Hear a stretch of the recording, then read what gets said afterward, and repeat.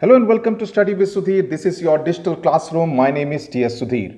In journalism, there is one basic motto, one basic mantra that we learn in journalism college and also try to practice it through our journalism career. That is, present all sides of the story and not sensationalize only one part which gives an impression as if that is the complete truth.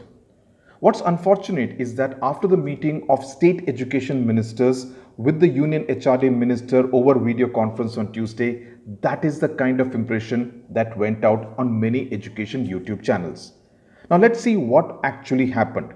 Yesterday, Delhi's Deputy Chief Minister, who is also the Education Minister of the state, Manish Sisodia, hit the headlines when he argued in favor of cancelling the remaining examinations of Class 10 and Class 12, saying that the situation is not conducive for the conduct of the examinations. Okay, so that was Manish Sisodia's point. He also tweeted about it. He said that the students should be promoted to the next class, that is class 11, and also to the degree colleges based on their performance in the internal examinations, just like it was done in the case of class 9 and class 11. Right?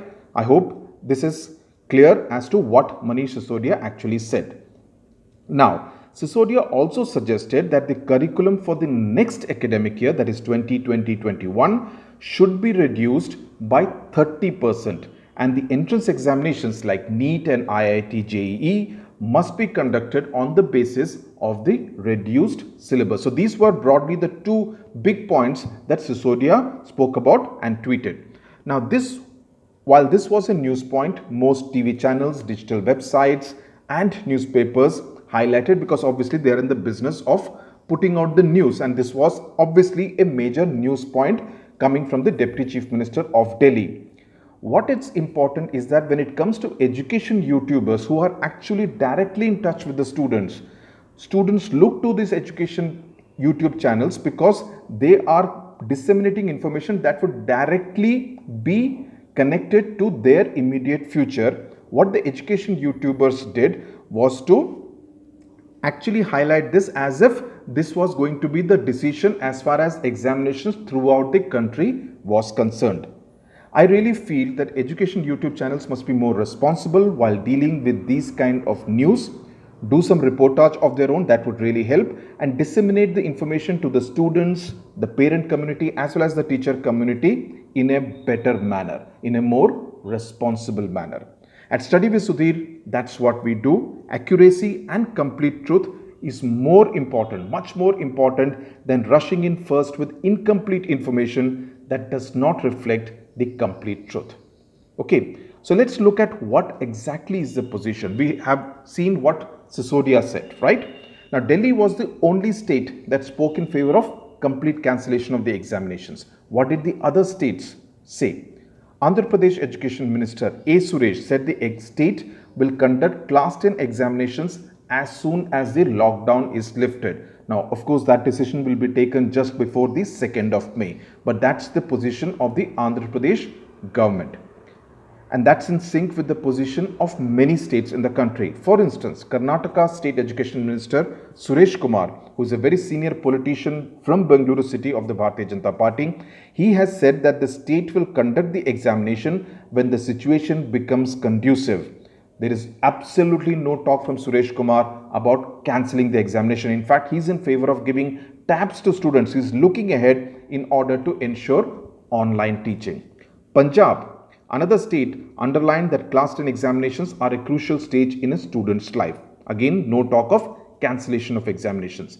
Tamil Nadu's School Education Minister K. A. Sengotian has said that the schedule will be announced after the lockdown is lifted, and he has said, in fact in the last week, that the examinations in Tamil Nadu will definitely take place, and all of them are talking about mainly class 10 because class 10 examinations were the ones that got affected big time. States like Telangana and Andhra Pradesh have already finished with the intermediate second year, that's the equivalent of class 12, except for one or two papers right at the end. Otherwise, most of the examinations are already finished in many states. Telangana has said that the call will be taken on this by the government depending on the circumstances on 7th of May, because Telangana has extended the lockdown not till the 3rd but till the 7th of May, right? In fact, I spoke to a senior bureaucrat in the Education Ministry this morning and she told me that preparing the revised timetable is basically just an hour's job. What is needed is a green signal from the health authorities and the political leadership in the state saying that it is indeed safe to conduct the examination. So that is the guarded approach being adopted by so many states. Okay, and it's only Delhi which has spoken in favor of a complete cancellation of examination. So this makes it clear that just to highlight Manish Sisodia's suggestion, though obviously it makes for more juicy headlines and make it seem as if examinations are being cancelled all over the country, is misleading the student community, misleading the parents, misleading the teachers, and I think that's not being very responsible. At the same time, I do maintain, just like I had put out in a earlier video where we put out an editorial on behalf of Study with Sudhir, that Sisodia's suggestion must be looked at very seriously, because at the end of the day, no government in India, no state government or the center, CBSE, ICSE or any state board has any business taking a risk with the health of a child. There cannot be absolutely any compromise on that count. So I hope that position is absolutely clear. Now, let's come to the second part. Sisodia could still go ahead and implement what he said, but that will be only specific to the state board in Delhi, because education is a concurrent list subject, right? So both the center and the states can legislate and take decisions. So Sisodia's decision could pertain only to students who are in the Delhi State Board. Okay, it will not have a bearing on CBSE, ICSE or any of the state boards in Tamil Nadu, Karnataka, Punjab, Andhra Pradesh, Telangana, anywhere. Okay, CBSE and ICSE will now take their own call, and as of now, both seem to want to go ahead because, see, also look at the numbers. Many of you keep asking about ICSE. CBSE has 18 lakh students taking the class 10 examination, 12 lakh students taking the class 12 examination. So we are looking at 30 lakh students. What is this number of students who take the ICSE and ISC class 10 and class 12 examinations? Class 10 is less than 2 lakh. It's about 1 lakh 80 odd. Class 12 is just about 80-85 odd. So we are talking of less than 3 lakh students, less than 1/10 of that number, the number of students who take the CBSE class 10 and class 12 combined examinations. ICSE will obviously go by the call the CBSE takes, because CBSE is really like the big brother in this case in terms of numbers. So CBSE has already said that the state should start the process of evaluation of answer scripts. So one presumes that ICSE will also take a similar call. Okay.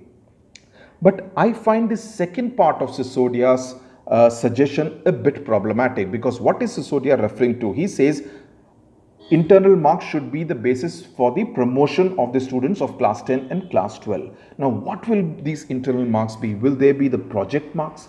Will they be, in case of science subjects, dealing with the marks they have secured in lab projects? Or will they be the pre-board marks which happened in the month of Jan and early February?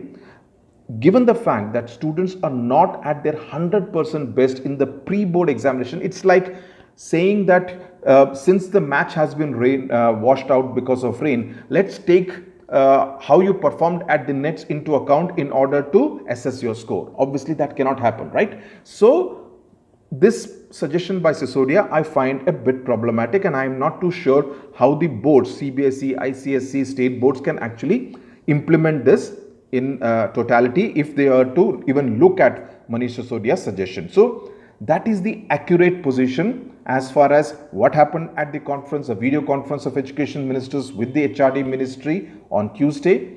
What is the CBSE going to do? What did Sisodia actually say? And what did the other states say, who also obviously have an equal bearing on what the decision will be taken by the education ministry officials in Delhi.